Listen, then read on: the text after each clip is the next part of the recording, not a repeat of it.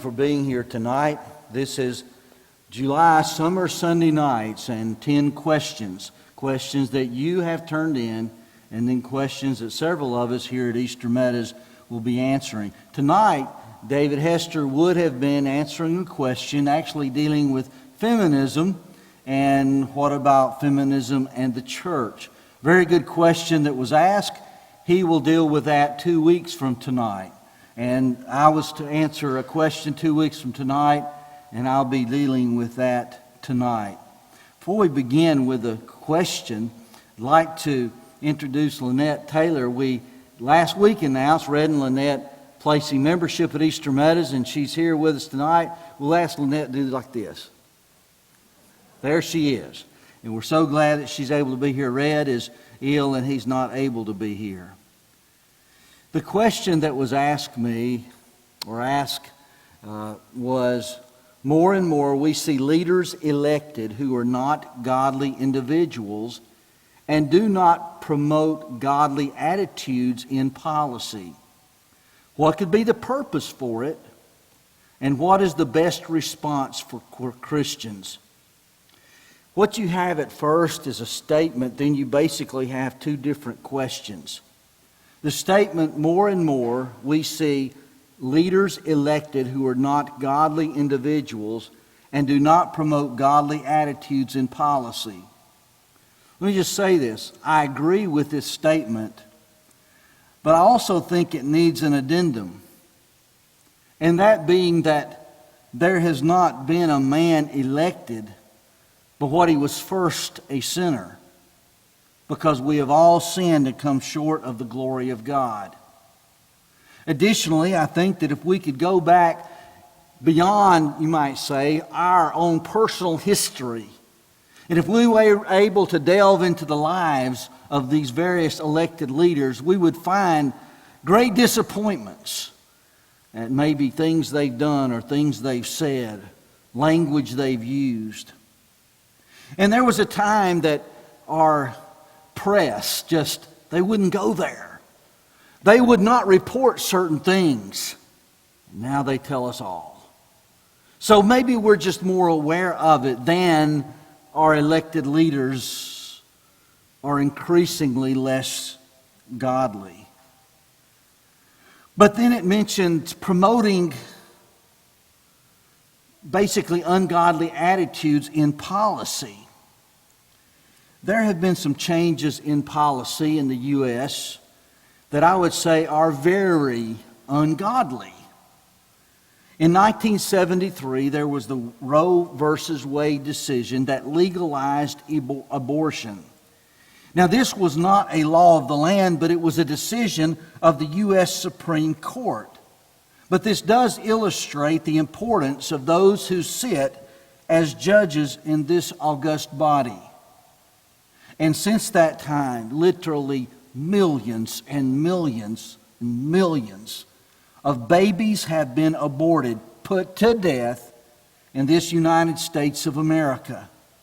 In fact, it is such that it would be like major cities wiped off the earth if it were all at once and in one place.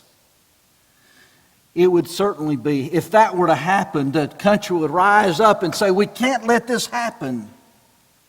But we let it happen in clinics all across the country because of a change in policy by virtue of the Supreme Court in the U.S. In 2015, there was the Obergefell versus Hodges. Now, we say, who's Hodges? He was director of the Ohio Department of Health. This was a consideration of similar cases. This was a I'll get that word out. This was a consolidation of similar cases that were to come before the Supreme Court that involved same-sex marriage, and the result of this, that it made same-sex marriage legal in all 50 states. And once again, this was not an elected leader or body, but it was the Supreme Court of the United States. In February the 28th, 1994, President Clinton ushered in the Don't Ask, Don't Tell policy concerning homosexuals in the armed services. The policy prohibited military personnel from discriminating against or harassing closeted homosexual or bisexual service members or applicants, while barring openly gay, lesbian, or bisexual persons from military service. Then in September the 20th, 2011, President Obama repealed Clinton's Don't Ask, Don't Tell policy, ushering in full rights for homosexuals in the military. And then in September the 2015, President Obama appointed Eric Fanning to be Secretary of the Army. Fanning is the first openly gay man to head a branch of military service. So here's some ways that I would say, yes, definitely, American policy has changed, and it's not changed for the good. And some of it directly by elected leaders, and others by Supreme Court justices appointed by these elected leaders, by the president. This would also tell us the importance of having men in place who will put the right kind of man or woman on the Supreme Court. So yes, there's been changes in the policies. I don't know that necessarily that men are more or less godly. Certainly we know more about the ungodliness of those who've been elected in the last few years or those who are wanting to be elected. But I don't know that we just didn't know it before. But certainly policies have changed. And if we were to say, well, what's the purpose for it? Well, that's hard to say. If we're talking about, does God have a purpose here? Wait. God does not glory in the sin of man. And I don't think there's any passage in the Bible that directly refers to 21st century American politics and the purpose of our leaders becoming increasingly ungodly. Now, there can be a purpose. It is certainly true, let every person be subject to the governing authorities, for there is no authority except from God, and those that exist have been instituted by God. So we would see that the governing authorities, well, this is God's plan. In Daniel chapter 2, verse 21, you read, He changes times and seasons. He removes kings and sets up kings. He gives wisdom to the wise and knowledge to those who have understanding. And in Psalm 75, verse 7, you read, But it is God who executes judgment, putting down one and lifting up another. If you were to take your Bible, and particularly your Old Testament, and study, you'd find that God did use ungodly men at times for His purposes. And He could, of course, still do that today. But now when we say, well, what's its purpose? Our problem is being able to accurately assess if God is doing that, because the Bible does not speak of our specific government leader. But then there was the question, what can we do? In other words, in this current political climate, the United States of America, what can we do? First of all, pray. In 1 Timothy 2, beginning of verse 1, Paul said, First of all, then I urge you that supplications, prayers, intercessions, and giving of thanks be made for all people. Then the next verse, more specific, for kings and for all that are in high positions, that we may lead a quiet life, godly, dignified in every way. So here he says, you pray for these officials and for a specific purpose, that you lead a quiet and peaceable life. So first of all, we could say pray. Second, we could say honor the king. 1 Peter 2:17 says, honor all people, love the brotherhood, honor the king. Somebody might say, wait. But we just kind of made the point. Our leader's less and less godly. How do we honor such a one? Wait. Can you tell me that the leaders, the rulers, and the emperor, when Peter was writing this, more godly than who we would have serving us today? Honor the king. He says it. I need to be careful about, even when I disagree with policy or I disagree with his life. I need to be careful of being disrespectful to the king, to that man that is leading us to that man who is in authority. And we could start in the courthouse or the city hall and go on up to the White House. So I need to be respectful. Pray, be respectful. Number 3, obey the laws. In 1 Peter 2, we'll begin reading in verse 9. And this is just before that part. You get to be subject to the Lord's institution. And starting verse 9, you're a chosen race, a royal priesthood, holy nation, a people of his own possession, that you may proclaim the excellencies of him who called you out of darkness into his marvelous light. Once you were not a people, but now you are God's people. Once you had not received mercy, but now you have received mercy. Beloved, I urge you as sojourners and exiles to abstain from the passions of the flesh, which wage war against your soul.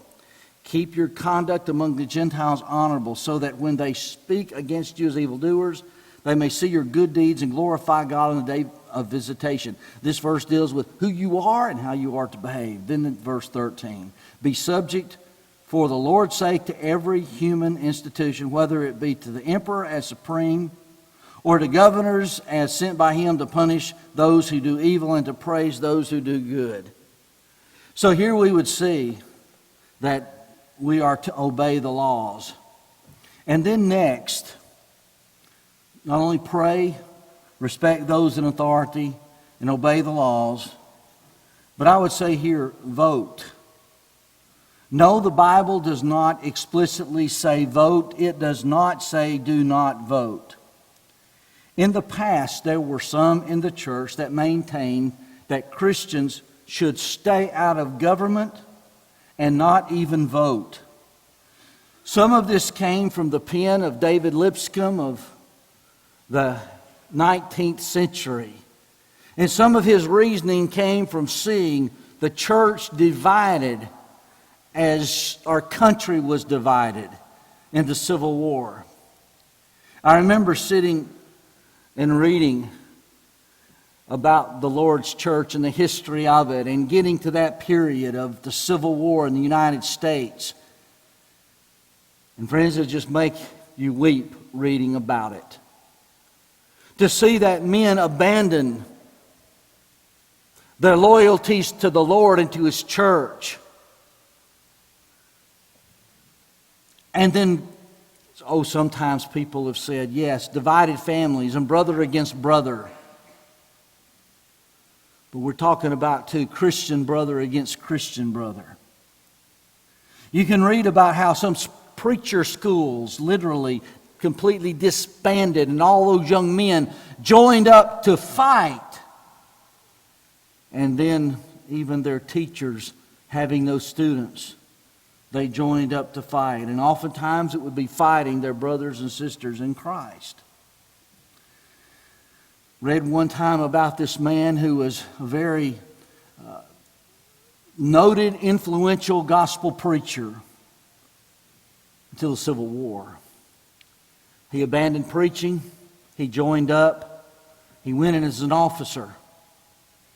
And he fought hard. He fought long. He lost many of those that were his friends to the war, who were buried then 6 feet deep.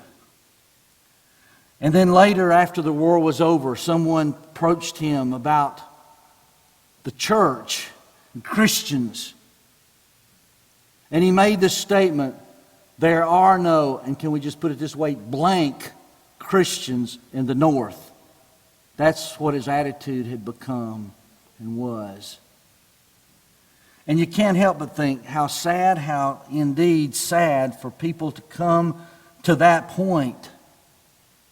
Well, Lipscomb saw this. And so he kind of backed away so far as to say, okay, government there and Christians here. You don't become involved in government, you don't even vote. I think that was taking Scriptures beyond what you can take the Scriptures. Somebody says voting, well, how do you vote? Well, I just say this. This is a personal, private issue. I don't preach politics, though I might discuss politics privately. I don't think the gospel message needs to be obscured by party politics. Now, having said that, I will say this. Because the question had to do with what about godly individuals and ungodly individuals and attitudes and policy. So because of that question, I'll say this. I have personally voted for that individual or party that best represented my views on morality. I did not and have not and don't plan to vote based on economics. And some of my great concerns would be persons or parties' view on abortion, person or party's view on homosexuality and other moral issues. Of course, I've had someone tell me that they did the same. But the moral criteria that they kind of looked at was that phrase, only that we should remember the poor, found in Galatians 2:10. And so they may have tended to view who they would vote for a little differently than I, though they were going at it in a similar fashion. So what can we do? Pray, honor the King, obey the laws, and vote so that we might have that influence as Christians. When I saw the question, I thought, well, it's kind of timely given the point of the year we are and what year it is. And as well, at the disgust I've heard many echo and that I would agree with, shall we say, the current political scene. Yes, let's be praying. Honor the King, obey the laws, and then, as best we can, vote for that policy, person, platform that might lead to godliness.